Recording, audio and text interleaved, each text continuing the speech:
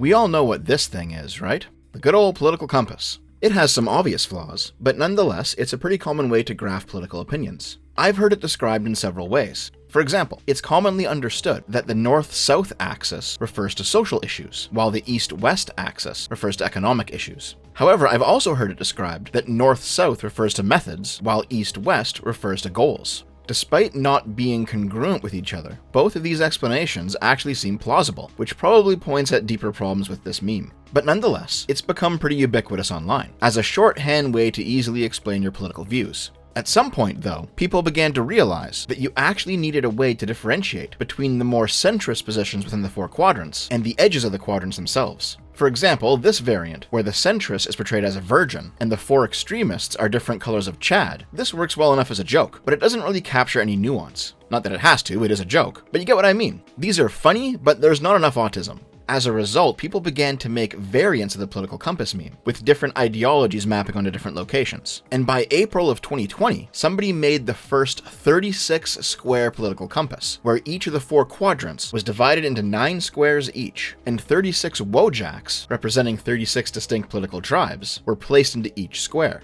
Anyone who's spent any time talking about politics online can probably pick out the majority of these factions pretty easily. They're pretty self-explanatory. This format really caught on because it was funny, it was accurate enough that people saw something useful in it, and it spoke the language of the internet. As a result, we saw this format remade repeatedly, getting more and more niche. For example, somebody made one for British politics, memifying the various factions in that country's political scene. Here's one for Israel's politics. Here's one for Austria's. And of course, here is one for Canada's. JJ McCullough put out a video on this one when it first went viral, which I found to be pretty funny. However, eventually all of the normal political content was mined through, and the memes started to get stranger. For example, here's a political compass of people you went to high school with, ranging from the popular girl, to the slut, to the sporty kid, to the library kid, to the school shooter. I think pretty much everyone can remember at least one person from their school days that fits most of these categories. But more impressive is that they actually do map onto the left, right, and authoritarian-libertarian axes, at least somewhat. Here's a political compass of elements, believe it or not. Gallium in authoritarian left, for its prone-to-collapse nature. Fluorine in authoritarian right, for its tendency to destroy other elements. Magnesium in lib-left, due to it exploding when triggered. It's weird how well this works. Here's a political compass of computer programmers. Here's one of zombie apocalypse survivors. The fact that all of this is so intuitive really shows that whoever made this format, they struck gold. Usually people say that memes with a lot of text are leftist memes. They're not snappy enough to make it. But when it comes to memes of categorization like this, or with stuff like the iceberg meme or something, I guess it just works. However, at some point, the format itself began to change. Initially, people massively expanded the number of squares. Like, come on, who's gonna read all this? Well, I mean, I did. But who else? And then people began to change the axes themselves. Like this one for a dystopian future alignment chart, maps urbanist and sprawlist on north-south, and mechanical and biological on east-west, in order to plot which type of horrifying future humanity is going to descend into. At this point, we're pretty divorced from the original meme, which was meant to map specific political positions. And what we're basically doing now is just some new form of astrology. Though to be honest, political tribes might as well be astrology anyway, the way that most people treat them. But recently, this variant went viral. Trans women you may encounter, where north and south maps disenfranchisement, and east and west maps trans radicalism. In other words, the more north you go on this graph, the more social standing the trans woman in question has. The more south you go, the more oppressed they are. The more east, the more assimilationist, meaning they pass, they stealth. They're not outwardly visible as trans. And the more west, the more radical they are, meaning they are outwardly visible as trans. They wear it on their sleeve. I'm actually feeling kind of inspired today by that JJ McCullough video on the Canadian chart. So just like he did, I'm going to go over this one in a bit more detail, since I've realized that I think I know at least one trans woman for almost every single one of these categories. Let's go! Starting in the top left, the northwest, the most powerful and the most radical is the hacker. There's this stereotype of trans women as being highly adept at computer programming, and statistically speaking, they easily dwarf cis women in this regard, and they're on par with cis men, which personally seems like it might be a blow to the whole trans women are women thing. The programmer socks meme comes from this stereotype as well. You know, the trans woman who wears brightly colored thigh highs while sitting at her computer. That whole leaked government information bit is likely a nod to Chelsea Manning, who handed over a bunch of classified files to WikiLeaks back in 2010. The STEM careerist is a trans woman whose autism has led them to becoming top in their scientific field, which again is another male-brained activity. I don't know if wanting a PhD more than sexual reassignment surgery is accurate, but it's certainly funny. Like I said at the start, I know at least one trans person in most of these classifications, and I think the one that I know the most of are probably the STEM careerists. The fashion model, she's labeled as transitioning between 16 and 21, which I'm sure is quite controversial, but she's the stereotype of the passing trans woman who is so beautiful that she can actually model. These people are generally just completely accepted as women without any real trouble because their attractiveness makes it pretty much undeniable that they've hit the trans jackpot. Also, when trans haters do come after these people, saying stuff like, "You'll never be a real woman" or whatever, it usually completely falls flat because at some point you're passing so well and you have so much mainstream success that the haters just don't really matter anymore. In internet terms, we're talking someone like Taftaj, who is pretty much indistinguishable, though she's not a fashion model. The liberal politician is pretty clearly supposed to be Sarah McBride, the first trans woman elected to Congress. But there is absolutely a type of trans woman who is very much a sort of policy wonk, usually working in politics or in law in some capacity. The idea that the liberal politician is the world's most powerful trans woman possibly ever is actually pretty accurate, because elected to Congress might be the highest social station any trans person has ever actually reached. And then rounding out the most powerful row on the far right is the grifter. Once again, this is pretty clearly meant to be exclusively Blair White, the outspoken Republican trans creator who sides with MAGA on pretty much every issue, including allowing herself to be insulted by the Mar-a-Lago bimbos that she's politically aligned with. I'm probably the most vocal anti-children transitioning person on the internet. It's what I'm. Right. I'll let you speak. The best thing you can do for us is grow out your mustache and tell people not to live like you. That is the best thing that you can do to help us. Oh my god, I didn't know this until I dug up that video, but that's actually Lauren Witzke, one of the weirdos from my previous video, who was creeping around Costco, taking pictures of Indians just shopping normally, and claiming that the West had fallen or some shit. Man, you know what? These bimbos look all the same to me. For a while, I thought she was one of the people involved in that right-wing woman feud a few months ago, but no, she's somebody completely different. I guess there's just tons of these bitches running around. In any case, the grifter is pretty accurate to Blair White. I don't even know if there are any other trans creators who would actually apply, making this one pretty specific. On row 2 left side, we have the goth lesbian, who is described as being pipelined into her gothness from initially being a nerdy boy who wears video game t-shirts and cargo pants. Oh fuck dude, I gotta change my outfit.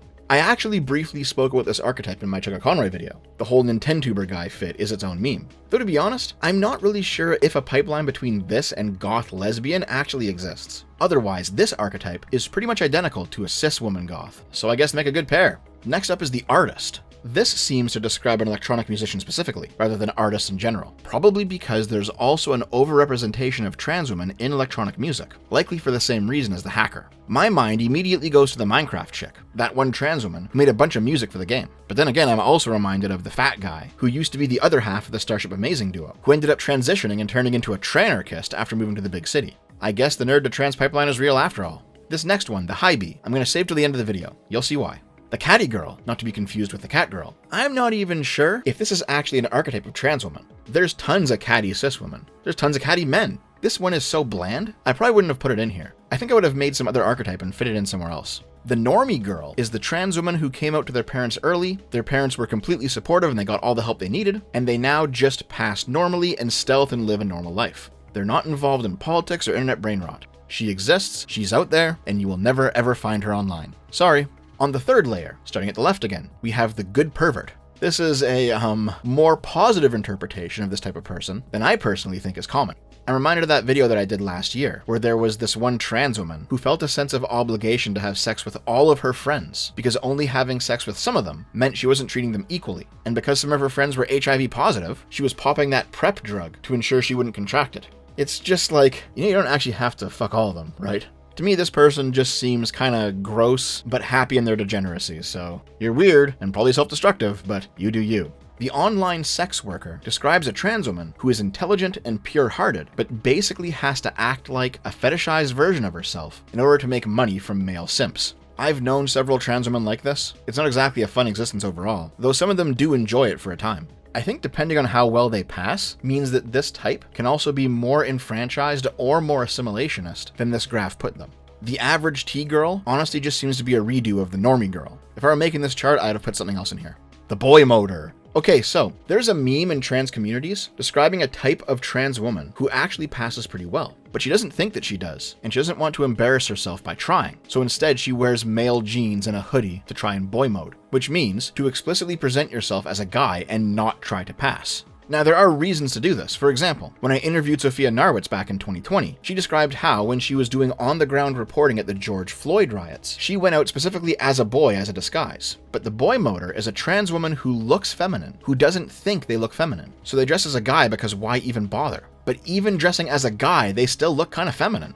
In fact, funnily enough, a friend of mine created the original boy motor meme, and she's nowadays kind of kicking herself for not monetizing that shit, because there are several sites online that sell the boy motor hoodie. Whoops. The Stealth Elder is an older trans woman from before the internet, who, despite being trans, still has a lot of those boomer sensibilities, making them not exactly woke or progressive on a lot of topics. We're not talking about the 70-year-old guy who transitions at 70 and just looks like a male Karen. We're talking about the person who transitioned in their youth and stayed transition this entire time. This is the eventual fate of the normie girl. The Revolutionary Vanguard is more of a political affiliation than a trans one. In fact, I've met many non-trans people who are exactly this person. They simp for authoritarian socialist states, they talk about representing the working class, despite not being working class themselves, they have no personality other than their politics, and they constantly infight with other communists. The only trans aspect to this person is their constant denialism of just how badly trans people were treated under historic socialist regimes. The puppy girl, this is just a fetish identity. As the caption says, in the 2010s it was cat girls, now in the 2020s it's dog girls. It's as simple as that.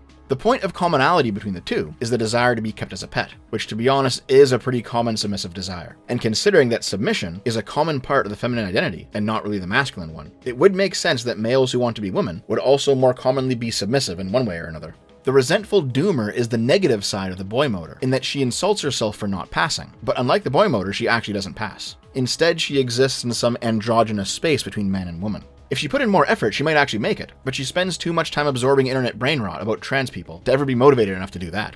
The weeaboo is the stereotype of the person who sissy hypnoed themselves into being trans by gooning way too much to animate trap porn. Oftentimes when they do pass, it's because they're starving themselves to be extremely thin, and when they don't pass, we're basically talking anavalence here. The Hus-Tuss, okay, this might take some explanation. There's a guy named Dr. Ray Blanchard, who's a researcher of human sexuality. He's most well known for Blanchard's transsexual typology. His research led him to believe that there were two types of trans women, and it's only by their outward appearance that we call them the same thing. The first type is the autogynephiliac, or AGP. AGPs are males who experience sexual arousal at the idea of having a female body. The act of changing a male into a female, or being a female with a penis having sex with other females, turns them on. The second is the homosexual transsexual, or the HSTS, pronounced as Hus-Tuss in the meme. These people are almost exclusively attracted to men. They are maximally feminine in behavior and appearance. They have no interest in being male whatsoever, including wanting that penis gone, and they basically only want to take on a feminine gender role and bottom for a masculine man. Blanchard's typology is considered highly controversial, even transphobic within the trans community. At the same time though, there is very clearly a difference between trans women who want to be Bible black dick girls, and trans women who, if they could magically become cis women and have periods and be some dude's wife and have his kids, they would absolutely do that. Blanchard seems to be correct when he says that these two things are not the same thing, and that we call them both trans women just out of convention. Blanchardism has become this meta meme in the online trans community. There's a half-serious joke out there about how HSTS women are the only true trans women, while AGPs are these disgusting fetishists, these men who disguise themselves as women. And there's this tendency to go on AGP witch hunts to try and sniff out any sort of male-brained behavior.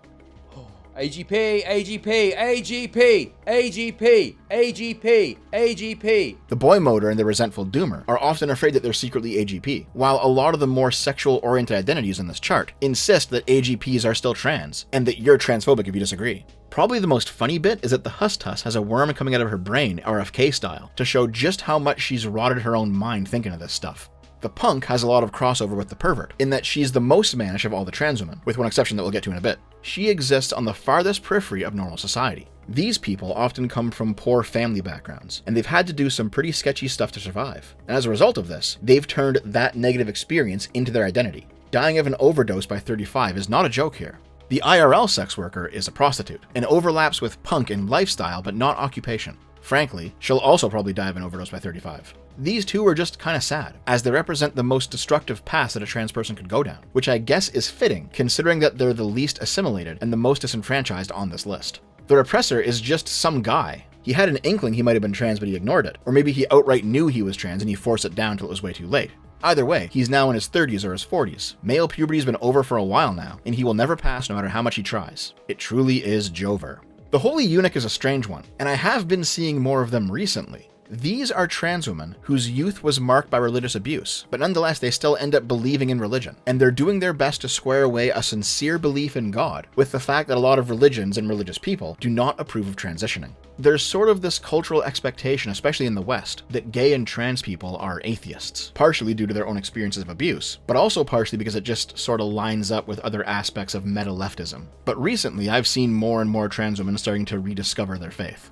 And finally, the final one, there is the reactionary. There's this meme of trans Nazis floating on the internet, and that's basically who this person is. You know how there's libertarian guys with Asian wives? Well, embedded in that meme are two pipelines. Firstly, there is a natural flow from libertarian right to authoritarian right, even though libertarians deny it. And secondly, there's the fact that Asian guys tend to pass as women more easily than other races. As a result, you have this strange phenomenon where the grifter and the weeaboo merge together to create a trans Nazi. These people live fully like women, even though they overwhelmingly call themselves men. They want trans degeneracy squashed out of existence, while living a degenerate lifestyle themselves. While a lot of this stuff actually is just irony posting at the end of the day, the memes and the rhetoric surrounding these people are steeped in self-hatred, and actually talking to one is an extremely unpleasant experience. So, that covers all the trans women you might encounter. Like I said throughout, I'd change some of these here and there. Personally, I think there should be a space for libertarian trans women, the ones who do the whole gay marriage, weed smoking, gun ownership thing. But overall, this is a pretty funny and accurate alignment chart.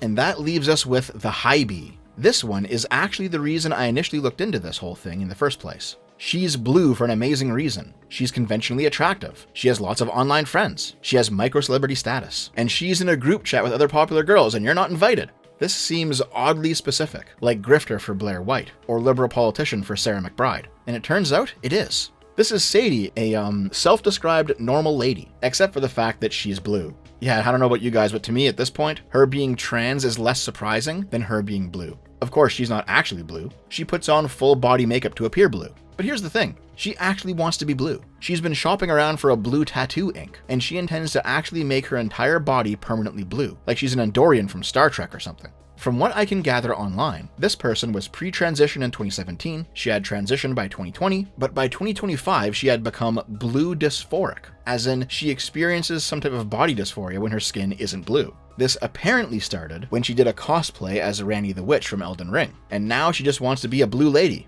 When this alignment chart went viral, Sadie posted it with the caption, "I genuinely hate you people for making this. I want to go offline forever." Now I'm just sitting here thinking, hold on, didn't you want some of this attention? Your Twitter account is devoted, at least in part, to your blue journey. You're known for going viral as the girl who's turning herself blue, and you've been basking in the attention this whole time. Why are you pissed off that your unique form of body modification that you're known for has actually been noticed enough to become a meme? It's even mostly accurate. You are blue for an amazing reason. You are conventionally attractive. You do have lots of online friends and micro-celebrity status. That last one seems a bit catty though, like the creator of the meme is weirdly bitter about something.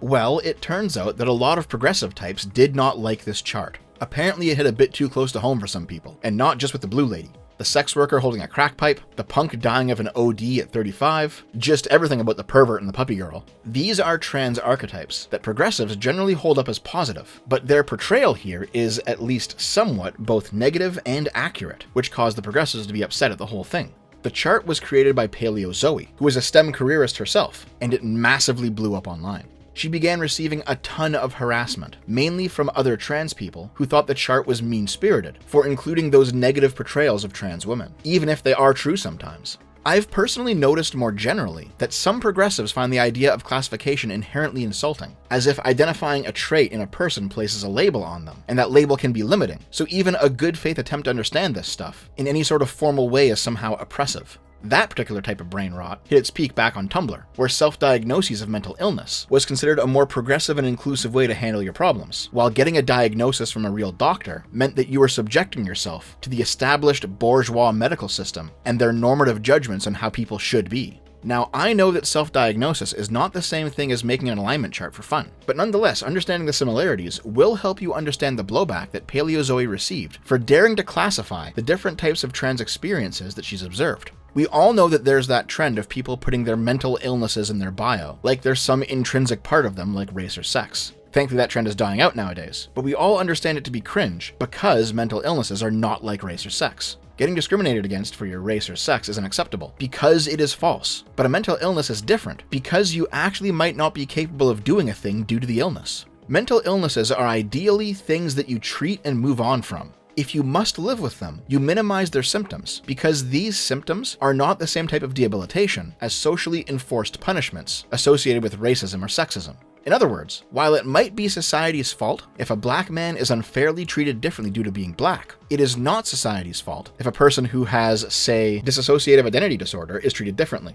There's nothing inherent in being black that justifies different treatment on an individual level, but there absolutely is something inherent in having DID. However, people who are extremely progressive believe that all of these differences are in fact socially constructed. And how dare you question my identity, you bigot? So therefore, if somebody self-diagnoses themselves as having some sort of mental illness, even if they don't, that is now part of their self-ID. It's in their bio, and if you contradict that, you're oppressing them. From this point of view, one of the easiest ways to oppress them is to actually apply any sort of medical standard with regards to whether or not they should have that diagnosis in the first place. The key political takeaway is that we have to.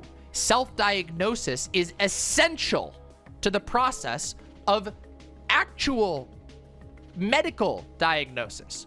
Self-diagnosis is arguably more important, and we should hope to encourage accurate and helpful self-diagnosis, because how can you possibly get a diagnosis if you're unable to be aware of your own situation? Right? Do you know what that leads to? A world in which only doctors can make declarations about your well-being is a world of asylums and gatekeeping. For people who think that they simply are a thing through will alone, the idea of having to overcome some sort of external criteria probably does actually feel offensive to them, despite obviously being correct. This ranges from people who claim to have, say, ADHD or depression, and they want meds without question, to people who think they have gender dysphoria and want hormones without question. It is a mistake to give up the importance of self-diagnosis, to downplay the importance of self-diagnosis in the name of denouncing some random idiots on Tumblr or whatever, okay? I think that's a mistake, okay? Just like I think it's a mistake to pass up on self-ID for trans people in the name of clamping down on so-called trans trenders. We're gonna get there, Alias. We'll get there. It'll all tie together, okay? It is the same. There is no difference between the trenders and this. And it's this tendency to feel that being questioned or identified by others is somehow insulting, like your own words or feelings aren't enough, which naturally creates this sort of attitude that any attempt at all to classify or observe a phenomenon that is happening to other people is inherently oppressive towards those people, because you're stealing away their so-called right of self-identification, since your observations may not be in line with their self-perception, which is the main reason why so much of the backlash that Paleozoe received was just irrational hatred from offended trans women, because these people don't actually know why they're angry. They just feel angry, and they haven't interrogated those feelings. I still have no idea why she singled out Sadie the Blue, though, or why she said, "She's in the group chat with the popular girls, and you're not invited." Having checked out Sadie's online presence, it's true, she really is a fucking high school mean girl in how she talks and acts. And maybe there's some beef between her and Paleozoe that I just don't know about. But here's one thing about getting older. You realize pretty quickly you don't actually want to run with people like this. They're self-centered, they're insufferable. And you know what? Now that you're out of school, you have an entire life ahead of you. You shouldn't waste it thinking about these people. Anyway, I just wanted to take this detour and explore this fun meme because personally, I thought it was hilarious. And I thought the backlash Paleozoe received was entirely inappropriate. Plus, in case you haven't noticed yet, I do actually have a soft spot in my heart and on this channel for discussing and dissecting internet brain rot. So I hope you enjoyed. I will see you next time, guys. Have a good one. I love you.